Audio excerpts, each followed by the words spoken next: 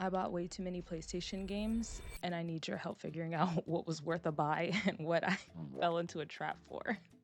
Let me start by saying, if you weren't spinning the back of your Disney VHS or checking your Neopets sales, this probably isn't for you. But if you're still here, I need your help. So I spent way too much money on all of these PlayStation games. I mean, games for every single PlayStation console. And I need to know what was a good buy and what is like, girl, that was a trap and you fell for it. If you played any of these games, let me know if they hold up. And then also let me know which one I should start playing first. Let's start with era number 1, the PlayStation 1. So if you like underrated gems, you're probably going to like this first one because it's definitely an underrated movie. Atlantis, The Lost Empire. I watched this movie as a kid and I can remember not really appreciating it. And then I watched it again as like a teenager or maybe closer to an adult, and I was like, what? This is such a good movie. But I had to grab this game because one, the artwork is just so nice. Like when I realized that this was the original artwork and everything, I was like, yep, go ahead, put that in the stack. So I found out that this is one of the last and rarest Disney PlayStation 1 games, mostly because it was never re-released and it was never ported. Now, that's probably very common for Disney games of this kind. That's what makes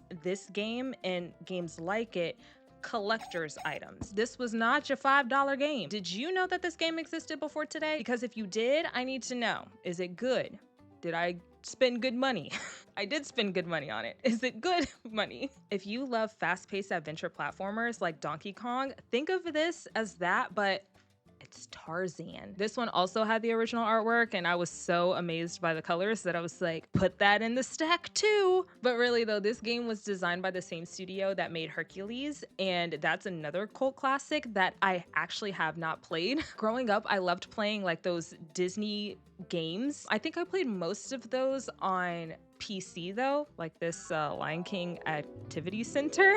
This is a PC game though, so I'm gonna put that away for now. Some of these games were really good and then some of them were just like unplayable. And I want to know where Tarzan lands. If you played Tarzan, Hercules, or Aladdin, which are like the 3 Disney platformers, I need to know which one of the 3 is the best one. Did I make a good decision? Because Hercules and Aladdin were also available, but I went with Tarzan. Was that a good choice? Let me know. This next game is a little different from the past 2.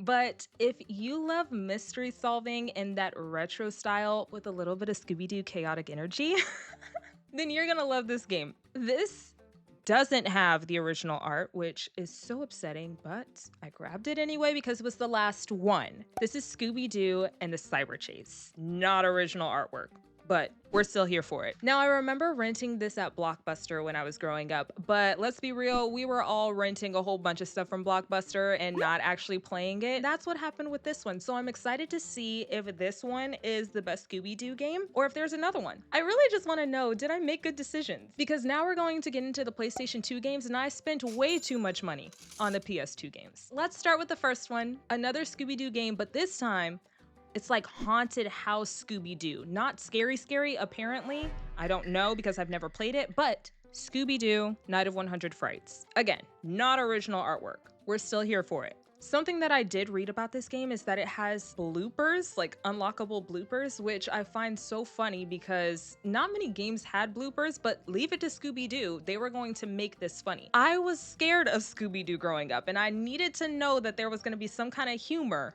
or this probably wouldn't have made it on the list. Now, which of the 2 is better? Scooby-Doo and the Cyber Chase, or Scooby-Doo Out of 100 Frights? I mean, I'm gonna play both of them either way. I just wanna know which one can I expect to be the best. As you can probably tell, I was very much a Disney Cartoon Network girly growing up, but my sisters loved Nickelodeon, so I had to pick up this game. I grabbed Spongebob SquarePants Battle of Bikini Bottom. I think that's, yeah, Battle something. It's Battle for Bikini Bottom. And this game was apparently so good that fans requested a remaster. So that leads me to think that I picked up one of the greatest Nickelodeon games of all time. Is this really a good game? Now, if you're still here, and I mean, even if you just started this video and skipped to this part, You were probably a Crash fan who plays PlayStation and isn't a Crash fan. You probably have heard of Crash: The Wrath of Cortex. Goodness, I almost said Vortex. This game was the first Crash game for PS2, and it was also the first game that wasn't developed by Naughty Dog. It had a lot to prove. And I'm gonna be real with you. I hate when I have to restart a level on this game. Those loading times are atrocious. I mean, like, grab a snack atrocious. If you played Crash before, like any of the other Crash games, do you think that this one deserves a W or an L? I mean, I like it. It's just those loading times though. This one's kind of jumping a little bit, but if you want like a true Hogwarts adventure vibe thing, this game is pretty much the PS2 version of Hogwarts, like,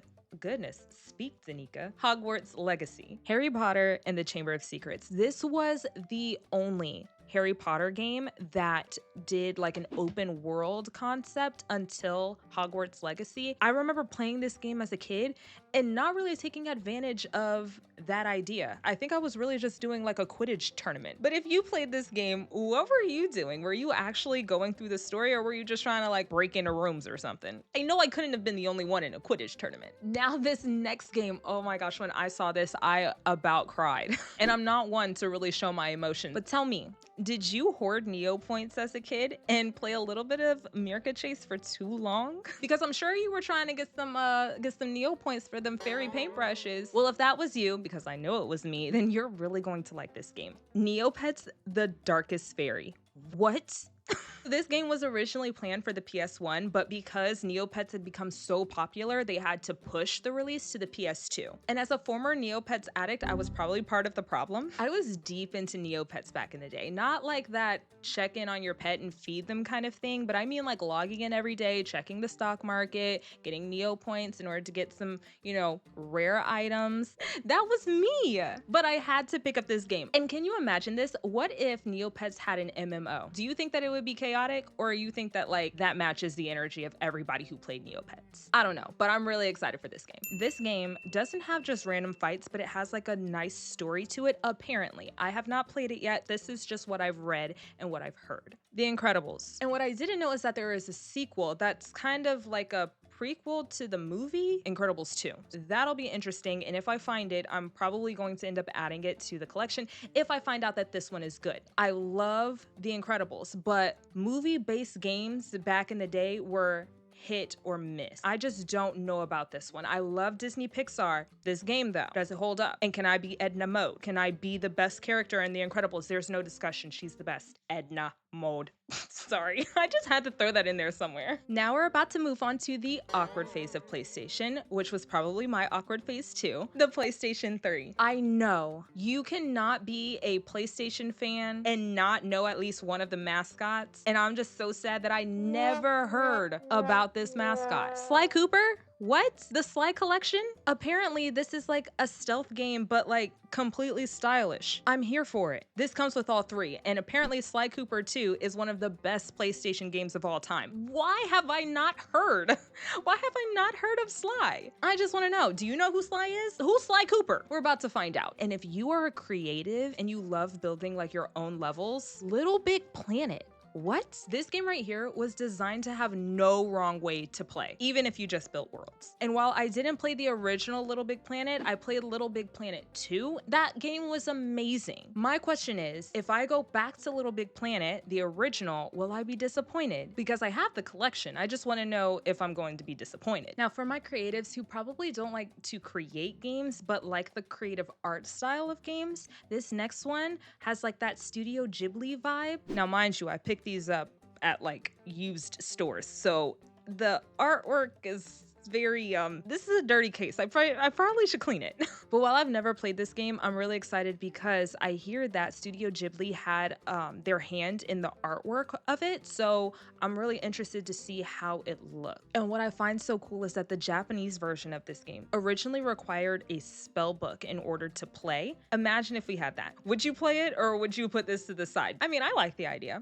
I almost moved away from this game forgetting that I didn't mention the name of it. Ni no Kuni: Wrath of the White Witch. All right, we're done with the cutesies. Back to the heavy adventure. If you love Lego games and like that creative level design kind of stuff, Lego Movie, the video game. I know I probably fell into this one, but I love the Lego games. Now, while this is the only Lego game where you couldn't freely create whatever you wanted, it still made you feel like you were in the movie because you had to build using like pre-made parts like Emmett did. This Lego game was pretty unique too, because while you had a lot of characters to play, none of them talked. In Lego Harry Potter collection, it was all visual humor. So I'm a little afraid of like recording content with this one, because if I have to talk the whole time, especially while I'm trying to think and build and all of the things, we all know my stuff is a little chaotic and I don't know if I'm gonna make it very far. So I do have years 1 through 4 on PC and I've played it before, and I only went around breaking things for coins, so I just don't know how much of it I would actually complete. I need to know what Lego game is the GOAT. And if you say Star Wars, you better mean it. I didn't even realize we moved on to the PS4, but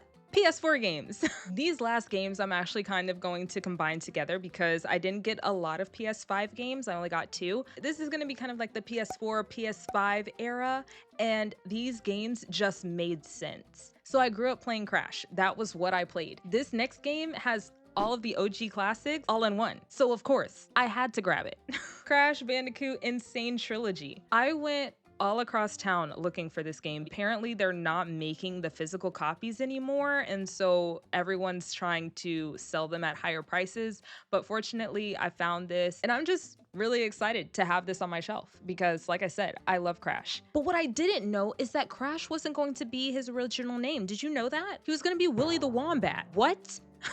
Willy the Wombat, Insane Trilogy. I don't know, it kind of goes. But should I do a full playthrough on this one? Y'all let me know. I might crash out, but I really like Crash.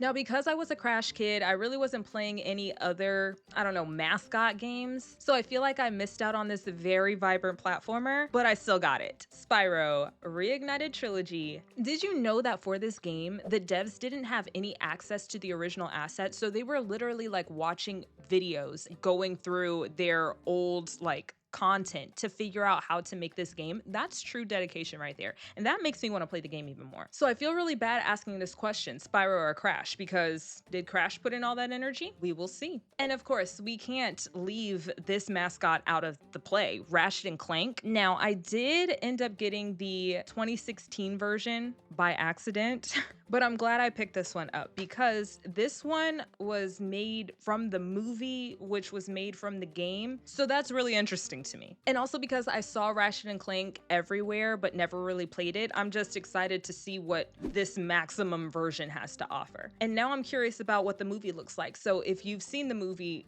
is it better than the game? Or is the game better than the movie? Is it like one of those read the book first, watch the movie after? What should I do here? Now this next one, Little Big Planet, was already something that I mentioned before. I played Little Big Planet 2, so I had to pick up Little Big Planet 3. It has every player created level from Little Big Planet 1 and Little Big Planet 2. So you have like 8 million levels already available. Imagine this is your first time playing Little Big Planet ever, and you have 8 million levels to play. Is that a little overwhelming? Because I would be overwhelmed. I'm glad I didn't start that way. Now, if you love deep Disney lore and like different art styles, then Epic Mickey Rebrushed is probably already on your shelf. You probably have the original one. Plus, people say that the first one is better, but did you know it was supposed to be like a horror-themed take on Disney characters, but Disney toned it down a little bit, which is great because then I probably wouldn't have played it. I would have been too scared. Which leads me to my last high-energy game, because the first game that I played, Spider-Man Remastered, already has me on the edge. I had to grab Spider-Man Miles Morales, and I'm so excited for this one. Now, out of all of my games, I really need to know which one do I play first. Please let me know in the comments because I'm really excited to get started. And if you say something that I don't have, I will buy it. I'll see you in the next one.